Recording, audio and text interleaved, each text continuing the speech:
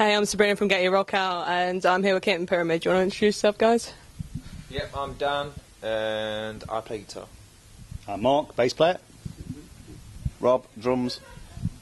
Scott, Idiot. Yeah, not drums. Yeah. I live for dancing is He's my a life. dancer. You know, I can just imagine you're on Just Dance, I think. Yeah. I was in Riverdance for 2 years, but I found it really hard work. So I've moved on into prog music. Prog music is an obvious extension from dancing to that degree. So couldn't get on with Michael Flatley or anything like that? And he's got rubber knees. Works, does it? Michael Flatley. Yeah. The shoes are worn out. Never trust anybody with worn out shoes, do you? No, there's rubber, aren't they? Yeah. It's 50% rubber, isn't he? Do you know what I mean? Yeah. Sort of just flapping eyes on, isn't it? So is it... Pacemaker. So is this your first time here, guys? First time playing here, yeah. Yeah. Some of us have visited, obviously, from holidays and Yeah. things. But yeah, it was amazing. It was really good. Cool. Yeah, it was amazing. People were ace and sound was ace and it was really good, yeah. Nice. Enjoyed it, nice. Really nice. So you're liking the vibes of everything? Yeah, it's all really good. Yeah, G&Ts seem to go down nice, don't they, dude? Yeah, I mean, yeah. We've had one each, haven't we? And that's really nice. About that. Yeah. 24,000 bottles. Yeah. So this is where I know you're not talking about the card shop. Yeah, no. Yeah. Well, we are. We still are, but it's subliminal. I think we're still talking about Flatley, aren't we? Yeah, that's some Flatleys. Yeah. That's your business, man. You can go that. I don't think I've heard of that cocktail, but hey. It's a good one. You should try it. Flatley. 25,000 flat Flatley. A double Flatley. Four rubber knees. By a man dancing on it. Yeah. A sprinkling of ice. Yeah, it's a bit different. Yeah, a bit of rubber. Not clicking involved, yeah. Oh, chucking the rubber, man, every time. That'd have to be a hell of a bartender, wouldn't it? Well, Flatley would be the bartender, wouldn't it? Yeah. Oh, that would be the real twist. He can only make his own drink, surely. Yeah, man. I like it. It's nice. Yeah. Go on, get one, Rob. What? A Flatley? I'll get drunk. This would be like your next invention or something, your job to try and make this thing. The next album could be called The Flatley. Just picture a glass. Yeah, a picture of a glass with just knees in it. Shafted knees. Knee replacement joints like that. That's beautiful. Bit of meths on it. Boom. In. Party. No. They're horrible, wouldn't it? I mean, not meths. No. But hey, someone might buy it, right? Of course, every time. Yeah. Yeah. I think you guys, you'll be on it, won't you? Yeah. Well, you have to try before you buy, don't you? So we try it for 2 years. Experience the death in the band, and then sell it. Yeah. Death always sells everything, doesn't It's it? always the bass player, though. No, it's the drummer. He explodes. Bass player this week. Yeah. Oh, is it? Yeah. You better watch out. Oh, I've died 3 times already. It's all right. Got 9 lives. Yeah. These guys pump me back to life all the time. Just changes colour each time. No. What's that signal for? That's what you got to do behind me like that. So pumping no bass player. Yeah, whatever. Good God. That's why we Kitten Pyramid. Initiation. Yeah. Pump the bass player. Don't turn the name Kitten Pyramid into that. Too late. Dictionary definition. As you can tell, the band's completely serious. Yeah, I can see that completely. Yeah, man. But I've got to ask, where'd you get the name from? Because it's great. Speak to him this time. Rob came up with it, so you should say it. Not. Who's that? Fred. Fred who? Burt Lancaster. That's it. Ask him about the name. Ask it was kind That's the best answer ever. It's Better than one with Britain's Got Talent. Do you genuinely know where the name I comes do from? know where it comes from. I thought I knew, but then I've heard Why? multiple things in passing, just as I've been walking around and stuff, just today. And it's changed a few times. So I It does don't change really know. all the time. It's not actually, the name appeared out of, You'll find Has it got something to do with Birmingham? I thought it was to do with. I thought it was to do with genetic splicing. Yeah. So you know. State Mill swans. Oh, is that what it's Two doing? separate swans, which oddly enough, you know the big swan in State Mill, somewhere near where we live. The big one. The odd one. Man who used to live in my house made that. Oh, the actual. And that is how the name came about. Yeah, and that's how it happened. That's all she Right. wrote. So every time someone asks this question, this is pretty much what happens with the Okay. answer. We kind of sort of generally know how it appeared, but we don't. It does, we just like to go with whatever it is, don't we? Yeah. Oh no. Is there going to be a film that will come out next year and will be explained in that? That's real. There is Yeah. actually a film and a book. The first, basically the album came out that ties in with the film. Yeah. So the album and the film tie together, but also the soundtrack for the film is the album. Oh, So right, it nice. kind of we release the album, we release the film, release an illustrated book, and it's Cool. that becomes a tie-in with everything. And the second album also is in the film, so the whole thing will tie together as a story. Oh, cool. Which ties in with us doing, when we released the album last year, we did a tour of psychiatric hospitals. Cool. So that ties in with the film as Yeah. well and how we did it. So it kind of. What's that? Yeah, kind of, yeah, but it was a pleasure doing the psychiatric hospitals because it wasn't the most amazing Really. backdrop to do a gig. Yeah, it's just, Yeah. you went in with a pre kind of exception, pre kind of thing what it's going to be, and it's nothing like that. We thought we'd go in with a lot of, especially we went to one ward as well, very old, elderly people, and we thought it'd be really quiet, but they were rowdy as a proper, weren't they? They're proper, like screaming louder, rah, come on, and then halfway through a song, you suddenly someone shouts stop, and then want a song, wasn't it? Yeah. So we had to chuck in a song that they wanted, but it was amazing. Yeah, man, but it was a pleasure to do because we brought kind of something that they'd never see. Yeah. But all the film and everything ties that in. That's cool. Yeah, it was amazing. It was very, very good. So where did you get the idea to tour around psychiatric hospitals then? It kind of comes from this man there. That one The there. quiet one. Yeah, the quiet one. In the psychiatric. Good segue. Yeah.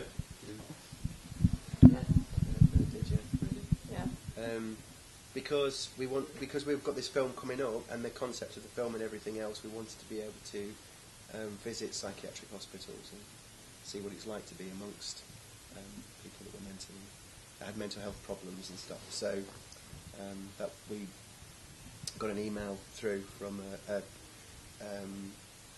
psychiatric hospital looking for artists to go and perform just for free, and we picked that up, and then it turned into a tour. So we found that once we performed at one hospital, that all the other hospitals were then kind of into the idea. So we thought, well, let's combine the two things really. We had the last one we did was at Bedlam in London. Oh, cool. So yeah, that's how it came about. So to end in sort of like a major bedlam then, what was that like? It was both unnerving from its architectural point of view, because you could gather that the reason why there were certain fences that were like 20 feet high, that there was a reason for that. So that kind of, without seeing anything, that kind of suggested a lot of things that were quite eerie, if you like. And that's what we saw first before we actually we went into a place about this sort of size, and all the patients came in, and we were quite nervous at that point, because this was a really famous psychiatric hospital. But they were all lovely, and we played for about an hour, didn't we? And they were all really into it, and they all came up to us afterwards and said they really liked it and they'd like us to come back. And even though we visited, like, I don't know how many hospitals, was it 4 or 5 prior to that? Yeah. We were still quite nervous about that last one, but they were tremendous, all of them, and they were actually more receptive to the music. They seemed to have more of a feel for and being able to more kind of respond more truly, more honestly, if you like. Yeah. Without feeling self-conscious about how they'd react to sound or whatever else. They were just completely open to it. And that's something we said we learned. Yeah, we did. It was amazing. We just stand up and go, "You don't like it," and then just walk out, without any kind of problem. We were in their territory. It was going into their potentially temporary home, or their long-term home, and playing. And it's probably sometimes they won't want you there, but that wasn't that often that they walked out at all. It was pretty. We tend to sit on the floor, yeah, though, it was didn't we? Tamworth. There was some really poorly people there. Yeah, we set up on the floor. We had some like Christmas lights around us, and we were kind of lower, so we weren't kind of like on stage daunting. We were like sitting down on the floor, kind of cross-legged and playing. So it was more. It wasn't as threatening. Like, oh, we're a band here. It was really kind of mellow. Gig, yeah, and there was ace. It was really. Some people actually loved it. Like saying, you had people just would sit there and. But the thing I liked about it is, especially at Bedlam. You walk into a place like that, facility like that, but there's no nurses. You don't know who's a patient and who's a nurse. So when someone comes and goes, oh, I'm head of this facility, and you just don't know whether they are. Because, they're going, I'm only thinking, are you? You don't. Yeah. But the fact is that everybody enjoyed it, being, patients or whatever, and being, staff. That's what I liked about it. It was across the board, wasn't it? There was no kind of like, good and bad. It was everybody enjoyed it. And we did well. We hope to do it again, won't we? We're planning to. Okay. So, what is the concept of the film then? The overall. That really. Yeah. About it's a story about two types of people. One person that has fairly serious mental health problems, that has suffers from paranoid schizophrenia, and then the other person is more of a psychopath, if you like.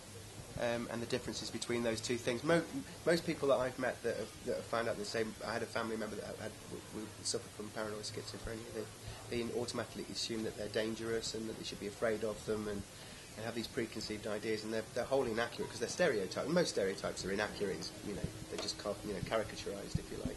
So the film is about portraying those two areas, if you like. Trying to take away sort of that negative stigma about it. Just to make it, but make it a really engaging and funny film as well, rather than, because all the films I've seen about the subject matter are really dry, and dark, and it's usually a person in a room with the windows and curtains shut, and the television's talking to them, and it's really, really caricaturized. Yeah. So not a true representation at all. No, I don't think so. And I think sometimes that does happen with people, but there's a lot of there's a lot of situations that are completely different, where they're sat in the settee laughing and enjoying life, and when they kind of you get your mental illness and you get physical illness. For some reason, if you've got physical illness, people will raise £1 million for you by running marathons. But if you've got a mental illness, people kind of think, oh, I don't understand it. So they kind of when we're trying to say, well, an illness is an illness. It doesn't matter what. These people are, funny and they're amazing. Yeah. They do, strange and amazing. Well, people do that in life anyway. Yeah. Well, it's just making them aware of, it's not what people think it is. And, and the inspiration from the film shows that it is as funny and it is amazing, and, it's as silly as life actually gets. Yeah. Apart from people who suffer from an illness, you know what I mean? Yeah. So, and that's the kind of what we want to do, and, through music and everything else we do, kind of get it out, and, yeah. And understanding what they see and hear graphically. The most common thing is there'll be a telly on with somebody will be talking to them, and that's. But we've since learned that there's lots of other really strong hallucinations that people suffer from that are really terrifying. Yeah. Like, I know Rob's there, but if Rob was talking to you now, and you hear how clear he's talking to you, but he's not there, when you're suffering from that kind of paranoid delusion, you have an episode and somebody is next to you talking to you. That happens to me all the time. Well, yeah, no, exactly. That's why we don't have a drummer. I mean, he left ages ago, didn't he? I think I'm in an interview now. Anyway, I'm in McDonald's. Done well today. I think you're doing fine. It's great. Yeah. Yeah, that's the main concept of it, and and on the way, obviously, meet some amazing people and have an absolutely awesome time, don't we? You know what I mean? And the music's, like I say, an extension of that, and we love it. And it's and like today. Stage was amazing. People have been amazing in this festival. I've got to say, from when we actually set it up, and we contacted Seven and Neil and all that to do it, and everybody's just been amazing all the way through. You know what I mean? So helpful, and just it's been a joy, hasn't it? You know what I mean? Proper hassle free, and it's been stunning. Most of the places we've played that have got really good sound are like London venues, and they're usually quite small, but they've got amazing sound. Yeah. And that's at the level we've gone to now, is we're getting used to that kind of environment. But then you take it to something like this, where Rob's about 14 miles away, and You know, the sound's incredible. And, I've seen Did you pull a hamstring? £14 for a ticket just to find out where you were on stage. And you would have thought that he'll pay for it for you. Yeah. Well, So is he a bass player? Yeah, Oh, yeah. the true prog thing to do would have been to have a Segway. Oh, you think so? That's the only thing. Or not. The only thing. Flying car. Yeah, a conveyor belt. I just don't move, but I just glide across the stage. Oh, yeah.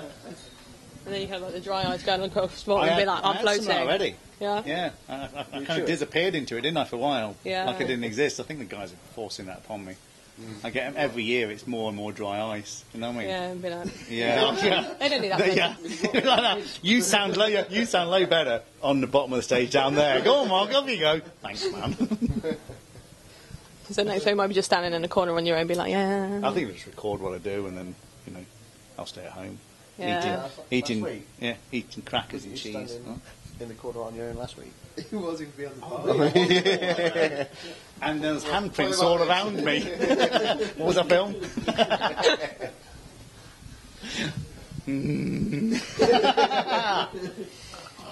Oh. Yeah, so that is. That's Yeah. it. What can I tell you more? Yeah. Well, I think that's a wrap, guys. Thanks so much. I'm so glad you've been here. Yeah, thank you very much. It's been a pleasure. Thank you very much. Awesome.